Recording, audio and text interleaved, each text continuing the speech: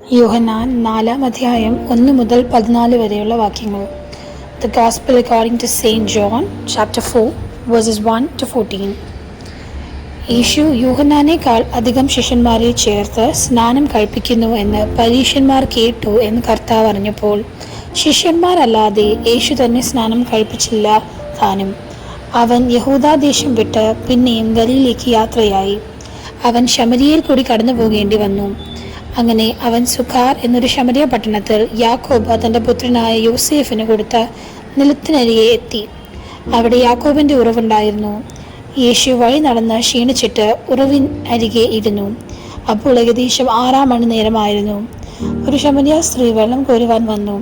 യേശു അവളോട്, എനിക്ക് കുടിപ്പാൻ തരുമോ എന്ന് ചോദിച്ചു. അവൻ്റെ ശിഷ്യന്മാർ ഭക്ഷണ സാധനങ്ങളെ കൊള്ളുവാൻ പട്ടണത്തിൽ പോയിരുന്നു. ശമരിയ സ്ത്രീ അവനോട്, നീ യഹൂദനായിരിക്കെ ശമര്യക്കാരത്തിയായ എന്നോട് കുടിപ്പാൻ ചോദിക്കുന്നത് എങ്ങനെയെന്ന് പറഞ്ഞു. യഹൂദന്മാർക്കും ശമര്യക്കാർക്കും തമ്മിൽ സമ്പർക്കമില്ല. അതിന് യേശു, നീ ദൈവത്തിൻ്റെ ദാനവും നിന്നോട് കുടിപ്പാൻ ചോദിക്കുന്നവൻ ആരെന്നും അറിഞ്ഞ് എങ്കിൽ നീ അവനോട് ചോദിക്കുകയും അവൻ ജീവനുള്ള വെള്ളം നിനക്ക് തരികയും ചെയ്യുമായിരുന്നു എന്നുത്തരം പറഞ്ഞു.